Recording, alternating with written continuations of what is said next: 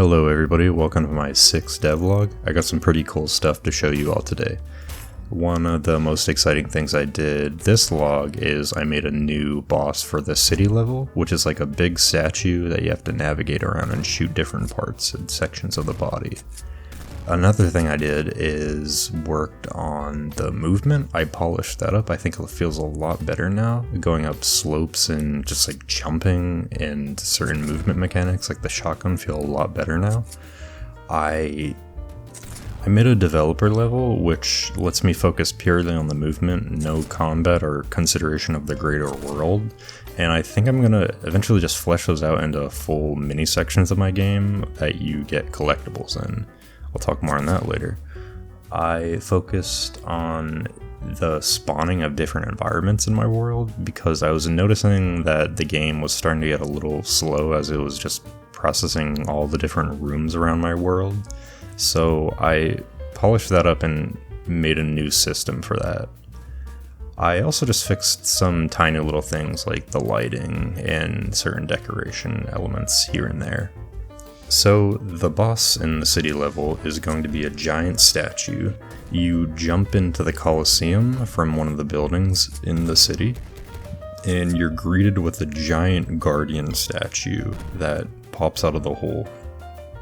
Lore-wise, I think this boss is going to be kind of like the guardian of heaven, where those souls in purgatory who ventured far and eventually got to the gates of heaven have one final challenge, and this would normally be their final opponent. In this case, you're trying to leave heaven, so it's serving another purpose where it's deciding if you're allowed to leave or not. This arena is a lot different from the previous boss arena. It's actually kind of an inversion, whereas you had like a central circular arena with some pits on the edges. In this case, you have to work around the edge and there's a big giant pit in the center. Now, this is the most unique enemy in my game so far because it doesn't really have a flat health bar. Instead, you have to attack a variety of different points around its body. And once you get them all, the statue will eventually crumble and die. So I made sure to add a lot of movement potential here. When she slaps her hands down, you can actually jump on those hands and use them as platforms to get vantage points on those specific attack points. There's some that are pretty tricky to get, like mostly the ones like on the side of her head and the top of her head. In this case, there's a certain attack where she raises her left hand very far up, which gives you the best possible view of the attack point on her head. There are also other ways to get it. If you angle yourself properly while behind her, you can shoot it, and also if you parry her main laser projectile, you can actually cause her to recoil and headbutt the ground in front of you, which gives you a good angle to shoot it at. If you defeat this boss, the body will sink into the pit, but reluctantly it will give you the key to leave heaven. You can then use this orange key to go to the forest level, which is the last main section of heaven. There's definitely a few things I need to change about this boss. I do want to make it so it takes advantage of the grappling hook mechanic a bit. So I'm thinking of having it where you can actually grapple onto the crown of thorns that she has and use that to get certain angles that you can attack with. Other than that, my only other idea is just to scatter some hooks around the actual arena, which I suppose I could do. So I was watching a YouTuber named Blargus, who actually gave me the idea of making these devlogs in the first place, and he talked about these things called gameplay gardens, where you would basically just focus purely on the mechanics of this game to push the mechanics to the max. You don't have to worry about decoration, the greater world, or just how they fit into the actual game. They're really just so you can mess around with certain mechanics in your game and explore different aspects that you wouldn't have known otherwise.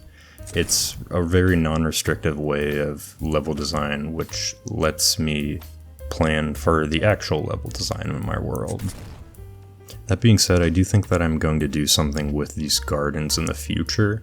I want to have a mechanic, which I might actually work on these next few weeks, where the secrets that you find around the world open up portals, which open up sections to certain challenge areas.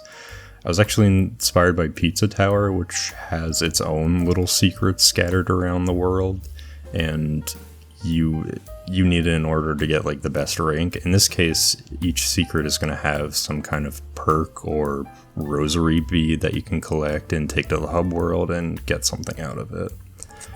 And I think it's going to make the completionists who play my game very happy. And also I would like an excuse just to put more movement sections throughout my game. I also polished up a lot of the existing movement stuff in my game. With the help of this user named Dave Game Development, specifically on slopes, he helped me out a lot, because I know that was always awkward. You would always slip all over the place and just glide down the stairs. It was very strange, but now I think those issues are a thing of the past. It's a lot better running on slopes now.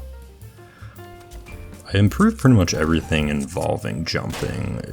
Shotgun jumping, it feels better, and running or bull rushing on a ramp and then jumping also feels better because it gives you a nice jump boost when jumping off the ramp. Another thing I did this week is I just made the game run a lot better.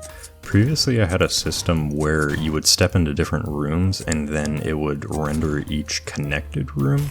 That worked for a while until I started introducing outside areas. Then it got a little weird. So I made a new system where the game will recognize which major section you're in. In this case it would be heaven, because that's the only one I made so far. And then each region, in this case the city within heaven.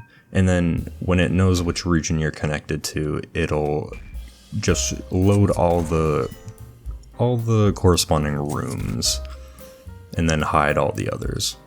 Every so often the game will sort to see which node you are closest to, which tells the game which region to load. I was actually kind of inspired by how Unity's light probe system worked when making this. I also made some changes when it came to the lighting of my game, and for the longest time I could not figure out how to change the baked lighting to have a different light attenuation. For those who don't know, that's basically just a light fall off. And the default Unity system I wasn't really a fan of. I really wanted to get a linear fall off, which I think looks a lot more in tune with the kind of art style I'm trying to go for. A more cartoony or toon look. And eventually I finally figured it out. And I think it looks a lot better now. The light just looks a lot softer and more pleasant to look at in a lot of sections.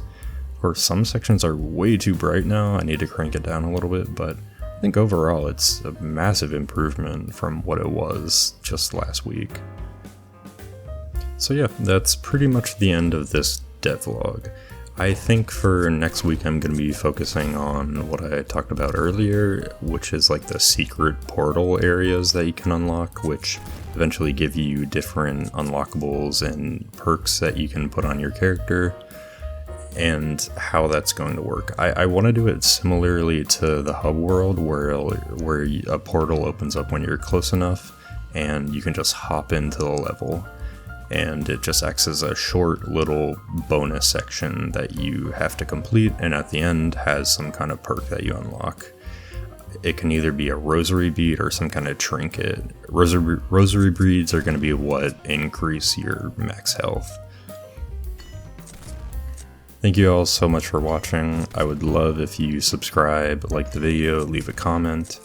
I also made a Blue Sky account recently, so if you have that, I would love if you follow me there. I'm going to be posting some more bonus stuff about my game, and maybe some sneak peek stuff of my latest devlogs or the game. But yeah, until then, I will see you later.